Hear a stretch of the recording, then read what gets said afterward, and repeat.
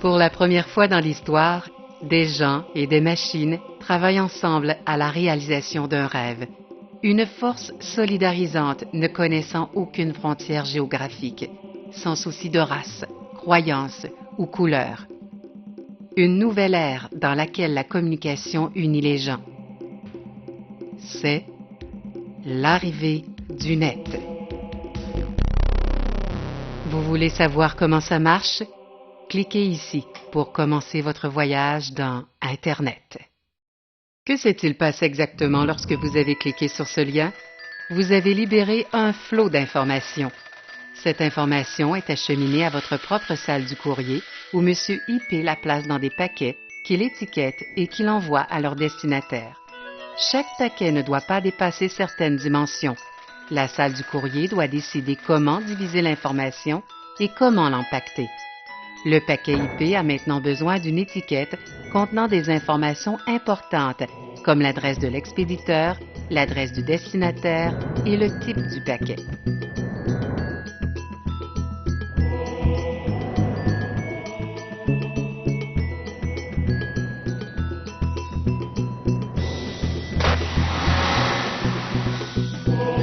Comme ce paquet particulier s'en va dans Internet, il lui faut aussi l'adresse d'un serveur mandataire qui a un rôle spécial que nous verrons plus tard.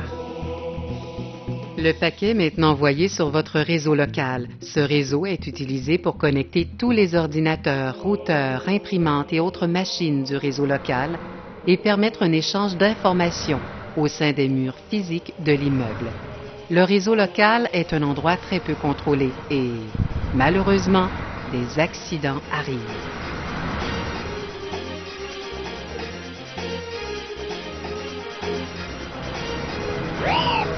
L'autoroute du réseau local est pleine de toutes sortes d'informations. On y trouve les paquets IP, les paquets Novel, les paquets AppleTalk. Ils se déplacent à contresens comme d'habitude. Le routeur local lit l'adresse sur l'étiquette et au besoin transfère le paquet sur un autre réseau. Ah, le routeur. Un symbole de contrôle dans un monde apparemment désorganisé. Oops, sorry about that. Let's go this one here, this one here. This one goes here, this one goes here. I don't like this one. Let's go this one. Let's go here. A little bit to the left. Let's go this one here. Another channel here. Let's put that one here. Tiens, le voilà. Systématique, indifférent, méthodique, conservateur et parfois pas tout à fait à la hauteur. Mais en général, il ne se trompe pas.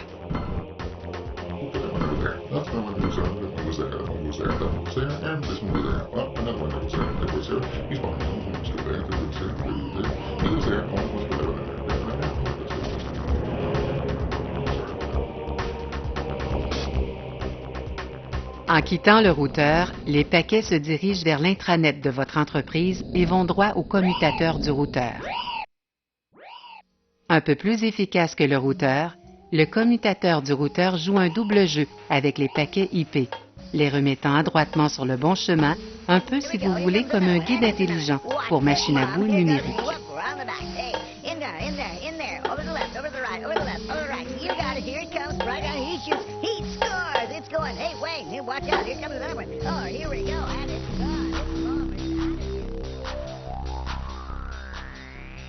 Lorsque les paquets arrivent à destination, ils sont ramassés par l'interface du réseau, prêts à être acheminés au niveau supérieur, c'est-à-dire chez le mandataire. Le mandataire est utilisé par de nombreuses entreprises comme un intermédiaire dans le but de réduire la charge sur leur connexion Internet et aussi pour des raisons de sécurité. On peut voir que les paquets ont tous des dimensions qui varient selon leur contenu.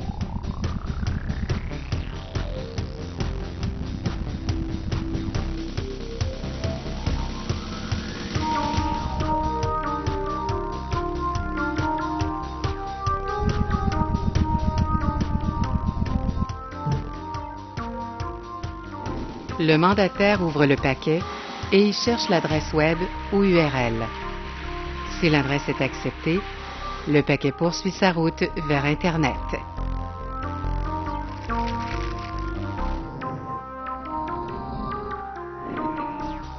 Il existe cependant des adresses qui sont rejetées par le mandataire, c'est-à-dire en vertu des directives de la direction de votre entreprise. Ces paquets sont traités de façon sommaire. Nous n'allons pas toucher à cela. Par contre, si l'adresse est acceptée, le paquet reprend sa route.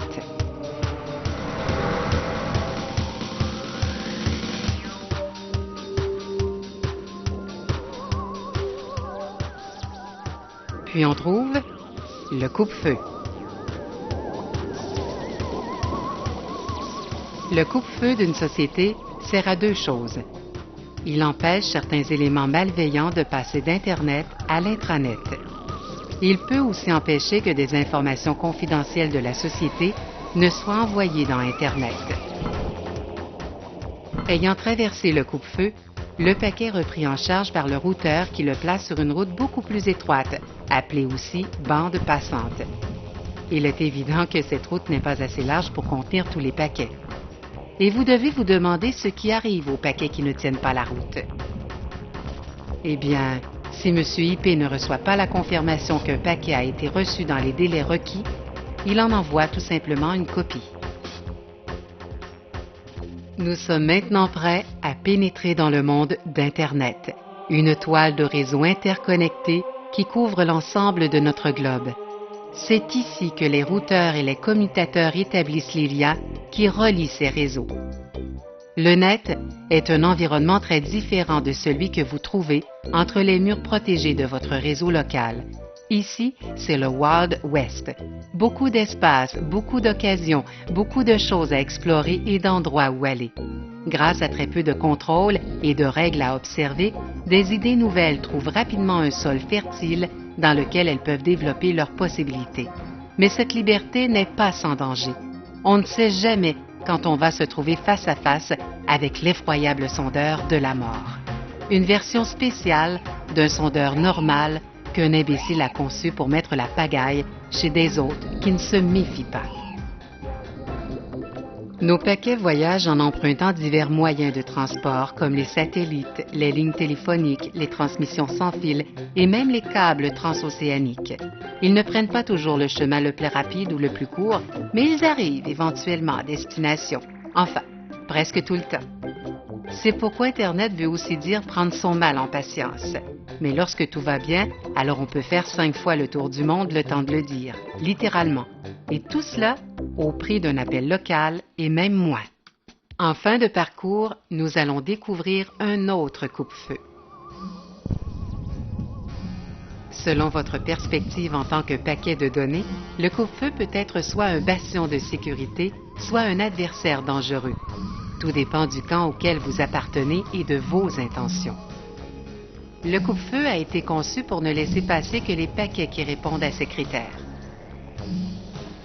Ce coupe-feu fonctionne sur les ports 80 et 25. Toute tentative d'entrer par d'autres ports est vouée à l'échec.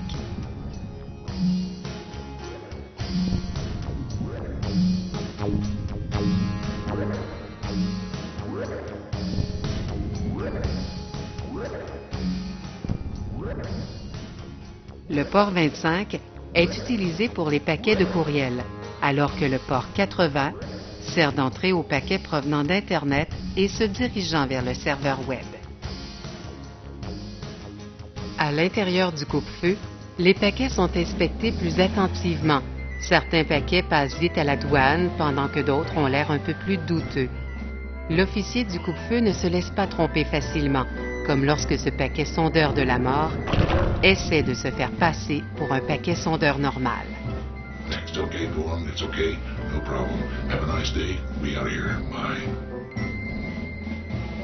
Pour tous les paquets qui ont eu la chance de survivre jusque-là, le voyage touche à sa fin. Il ne leur reste plus qu'à s'aligner sur l'interface pour se voir transportés dans le serveur Web. De nos jours, un serveur Web peut fonctionner sur divers appareils, allant de l'ordinateur central à une webcam, en passant bien sûr par l'ordinateur de bureau. Et pourquoi pas votre réfrigérateur? Bien configuré, il pourra vous dire si vous avez les ingrédients nécessaires pour faire un poulet chasseur ou si vous devez aller les acheter. Rappelez-vous qu'avec l'arrivée du net, presque tout devient possible. Un par un, les paquets sont reçus, ouverts et déballés. L'information qu'il contenait, c'est-à-dire votre requête d'information, est envoyée à l'application du serveur web.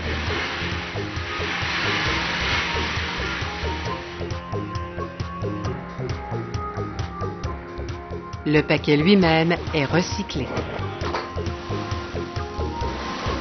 Prêt à être utilisé une nouvelle fois, rempli de toute l'information que vous avez demandée.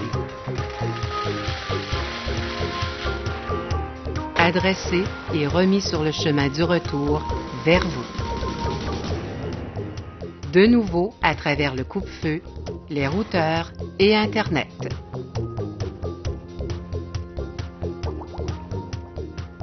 De retour au travers du coupe-feu de votre entreprise. Sur votre interface. Prêt à fournir à votre navigateur web l'information que vous avez demandée, c'est-à-dire ce film.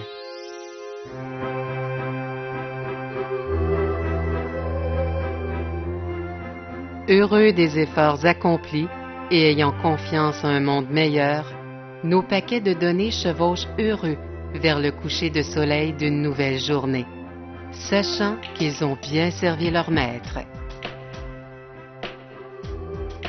N'est-ce pas là un bel épilogue?